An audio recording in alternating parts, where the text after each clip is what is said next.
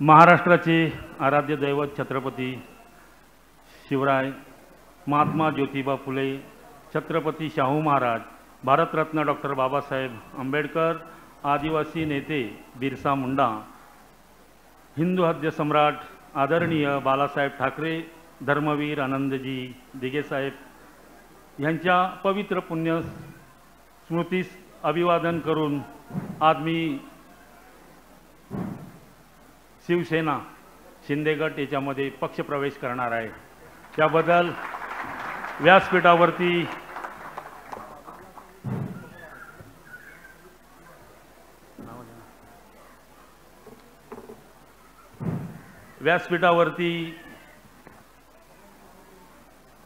महाराष्ट्र राज्याचे मंत्री महोदय भरत शेठजी गोगावले ज्यांच्या नेतृत्वाखाली मी आज पक्षप्रवेश करणार आहे, ते सन्माननीय या अलिबाग मुरुड रोहा विधानसभेचे सन्माननीय आमदार महेंद्र शेठ दलवी, त्याचबरोबर माझे ज्यांच्याबरोबर मी काम केलं आहे ते आमच्या जिल्हा परिषदेच्या पक्षप्रतोद आणि मानसीताई दलवी,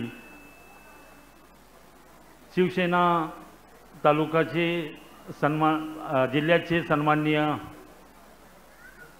अध्यक्ष राजाबाई केनी, त्याचबरोबर सर्वच सन्माननीय व्यासपीठ पहिल्यांदा आहे, त्याच्यामुळे सर्वांची नावं घेत नाही आहे, त्याच्यामुळे कोणीही मनात काही शंका आणू नये। माझ्या समोर उपस्थित असलेले माझ्याबरोबर ज्यांचा पक्षप्रवेश होणार आहे, मी कधी समिती नेमली नाही साहेब, समिती कधीच नेमली नाही, पण प्रत्येकावरती दिलेली जबाबदारी होती आणि त्या जबाबदारीच्या अनुषंगाने या विधानसभेमध्ये उमेदवारी अर्ज भरून ती निवडणूक पूर्ण केली। ते सर्वच आज या माझ्या समोर असलेले, जरी मी व्यासपीठावरती असलो, आज पहिल्यांदा योग आलाय की मंत्री महोदयांबरोबर बसता आलं, नाहीतर मी कधी कार्यक्रमाच्या वेळेला कधीही बसत नाही, कारण तुमच्यासारखाच एक सामान्य कार्यकर्ता आहे। प्रत्येक माणसाचं हित जपण्याचं काम करणारा मी कार्यकर्ता। बऱ्याच वेळेला पत्रकारांनी माझ्याकडे बाईट घेण्याचा प्रयत्न केला की आपण भारतीय जनता पार्टीमध्ये जी केंद्रात आणि राज्यात सत्तेवरती असणारी महायुती आहे आणि त्या महायुतीचे आपण जिल्ह्याचे उपाध्यक्ष म्हणून काम बघताय, निवडणूक प्रमुख म्हणून काम बघताय, आणि आज अचानक ह्या निवडणुकीनंतर आपण शिवसेनेमध्ये पक्षप्रवेश करणार आहात। मी कोणालाच बाईट दिली नाही आहे, कारण मी प्रामाणिक कार्यकर्ता आहे। मी अगोदरच्या ज्या पक्षामध्ये होतो तिथेही प्रामाणिक काम केलेलं आहे, ना कधी पक्षाशी गद्दारी करणारा माणूस नाही आहे, की पक्षाच्या अगेन्स्ट जाऊन काम करणारा नाही आहे। पण ज्या वेळेला भारतीय जनता पार्टीमध्ये मी माझा पक्षप्रवेश झाला, त्यानंतर आमदार महेंद्र शेठ दलवी असतील किंवा त्यावेळच्या ग्रामपंचायतींची निवडणूक असेल, पक्षाचं अस्तित्व वरती यायला पाहिजे म्हणून ज्या पक्षामध्ये भारतीय जनता पार्टीमध्ये मी प्रवेश केला होता, तो पक्ष पुढे कसा येईल त्याची इथे जिल्ह्यामध्ये प्रत्येक ग्रामपंचायतनी आहे ते पंचायत समिती, जिल्हा परिषद किंवा विधानसभा, याच्यावरती आपला भाजपचा प्रत्येक कार्यकर्ता पुढे जाऊन काम करेल आणि जिल्ह्याची भारतीय जनता पार्टीची वाढवण्यासाठी म्हणून काम करत होतो।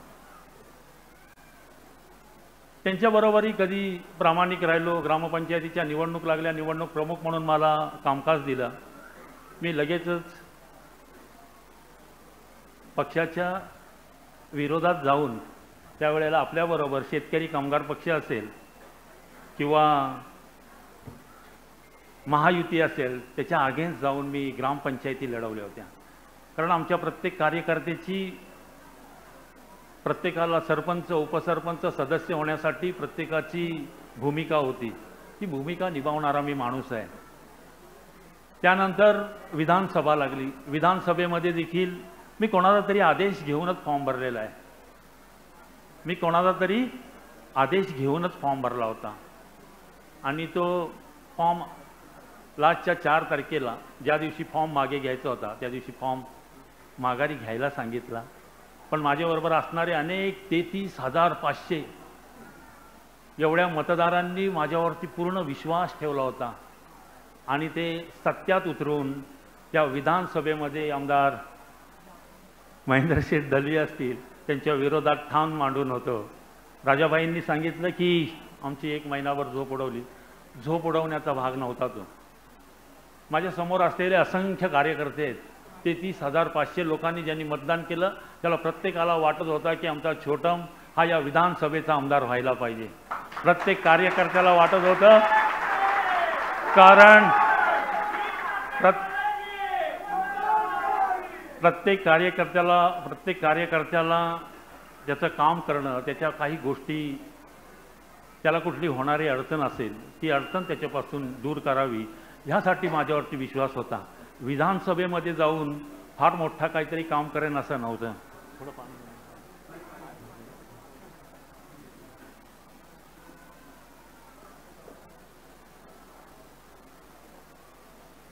मित्रांनो, नियतीला मान्य नव्हतं.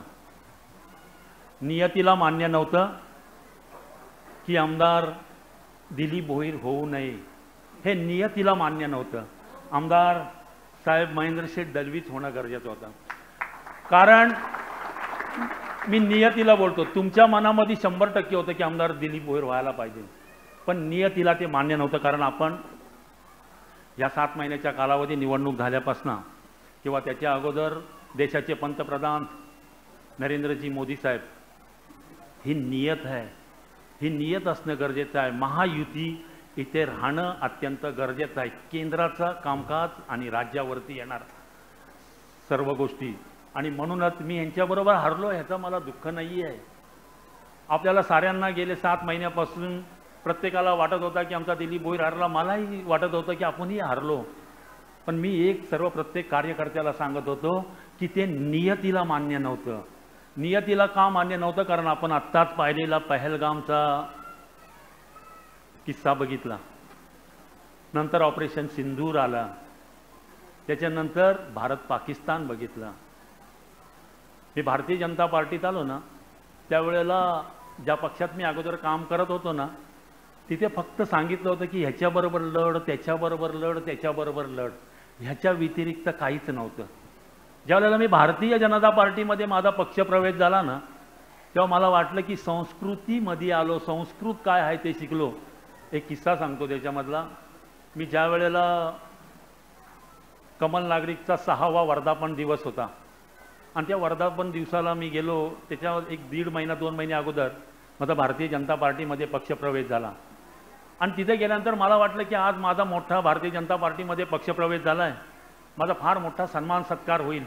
त्या व्यासपीठाच्या समोर गेल्यानंतर आम्ही सगळे खाली बसले होतो आणि त्यावेळच्या लोकांनी ज्यांनी आणीबाणी बघितली त्यावेळच्या लोकांना व्यासपीठावरती बसवलं होतं आणि त्यांनी त्यावेळेला दिलेला स्पीच, कोणी 15 दिवस, कोणी 2 महिने, कोणी 2 वर्ष त्यावेळचा कारावास बघितला.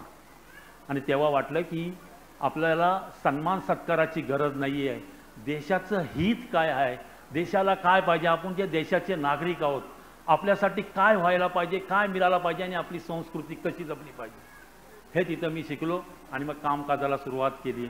कामकाजाला सुरुवात केल्यानंतर फार अनेक 27 महिने पायाला बिंगरी धावल्यासारखा धावत होतो. जे पक्षाने आदेश दिले मला की 60,000 पत्रकं प्रत्येकाच्या घरोघरी गेले पाहिजे, कारण सन्माननीय पंतप्रधान नरेंद्र मोदी हे देशाचे पंतप्रधान झाले पाहिजेत. मी पायाची चालन केली. माझ्याबरोबर असलेले असंख्य कार्यकर्ते अलिबाग, मुरुड आणि रोहा प्रत्येक टोकाच्या घरापर्यंत ते पत्रक देण्याचं काम केलं. त्याच्यात अनेक राज्याच्या किंवा केंद्राच्या योजना होत्या, त्याच्यामध्ये असणारं भवितव्य होतं.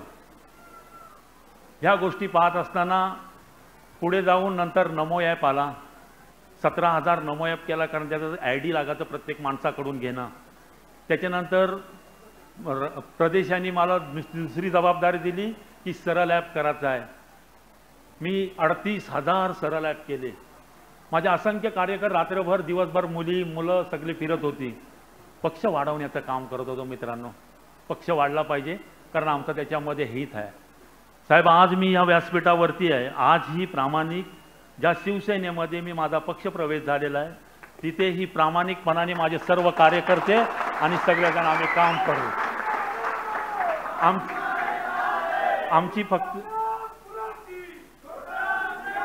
आमची फक्त एवढीच विनंती आहे की आमच्या कार्यकर्ता आमच्या घराजवळ येतो, कारण त्यांची छोटी मोठी समस्या असते.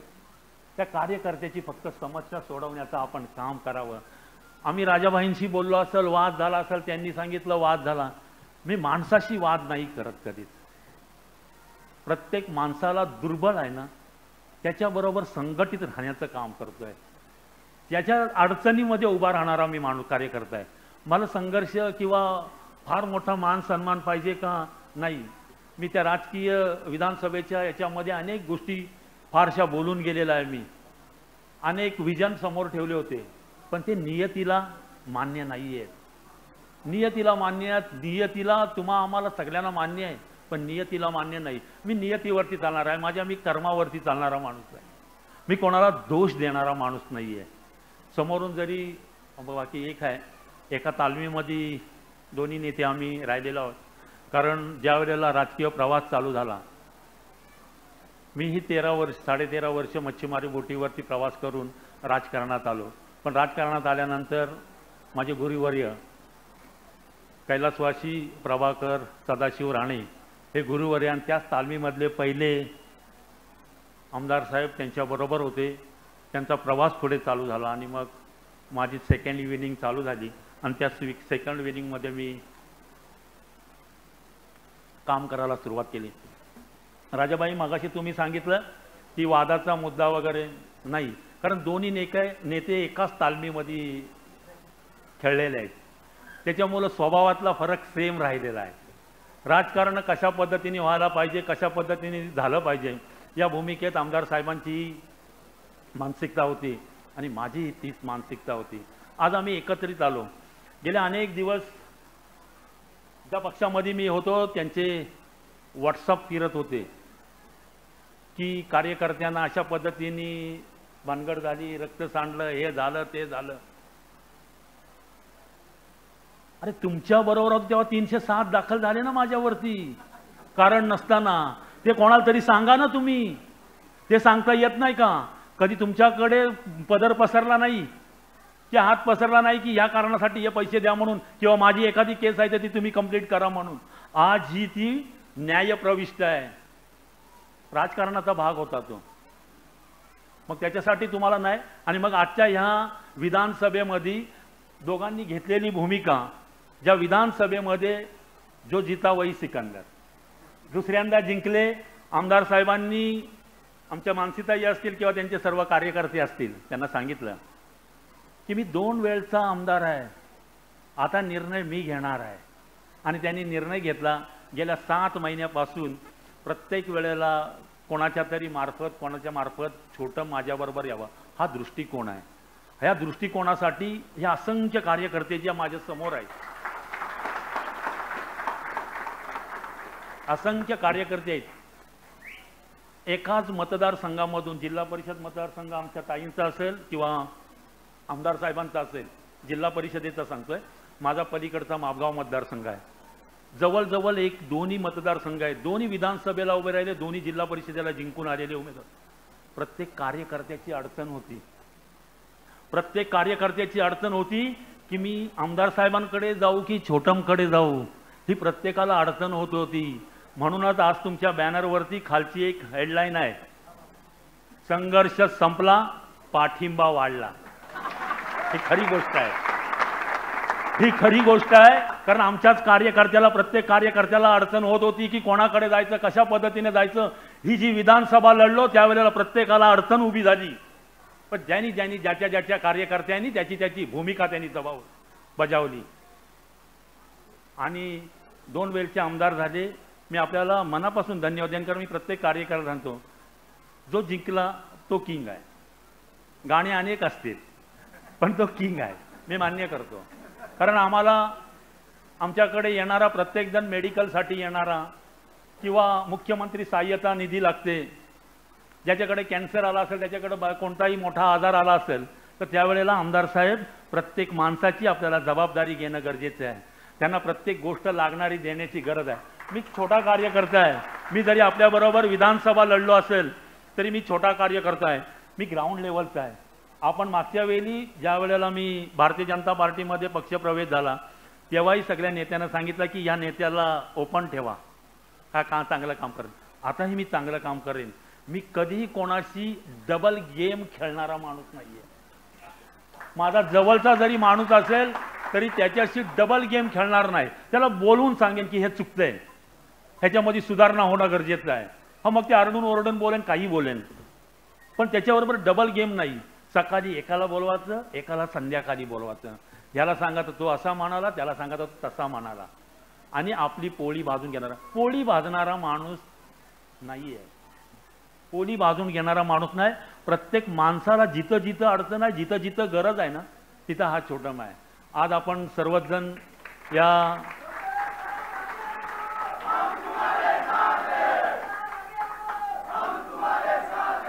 मी नेमक्याच लोकांना वरती व्यासपीठावरती बोलवणार, ज्यांनी सरपंच, उपसरपंच आणि प्रमुख कार्यकर्ते होते. आमदार साहेब, मी एक विनंती करतो, तुमच्या जवळचेच कार्यकर्ते होते मागच्या भूमिकेमध्ये, मागच्या आमदारकीच्या निवडणुकीमध्ये. तेच कार्यकर्ते आपल्या दोघांमध्ये डिवाइड झाले. त्यांच्याबरोबर तो सन्मान राहू द्या. मानसीताई, आपल्यालाही नमस्कार करतो की आमच्या ज्या बहिणी भगिनी आमच्याबरोबर आल्या त्यांनाही तोच सन्मान राहू द्या. आणि राजाभाऊ, हे जे आपले काही वाद त्यावेळचे जे काय बोललो असेल, आपण बोललात, आम्ही बोललो, हे होत राहतं.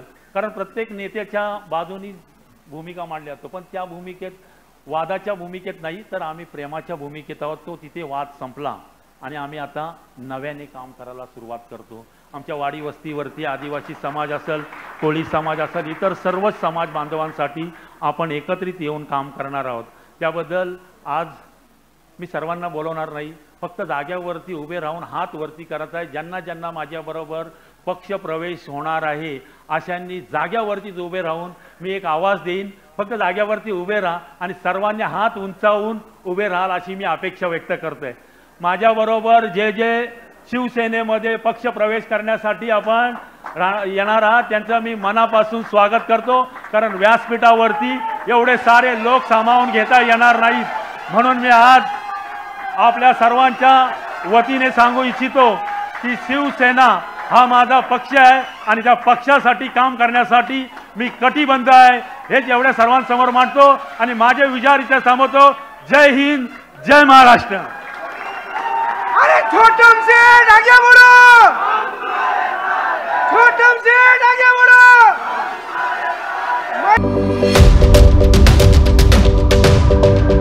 YouTube वर सुद्धा रायगड टाइम्स सर्च करा आणि पहा रायगडच्या कानाकोपऱ्यातील प्रत्येक बित्तम बातमी. आणि हो, लगेच सबस्क्राईब बटनवर क्लिक करायला विसरू नका. रायगड टाइम्स, आपलं चॅनल, आपला आवाज.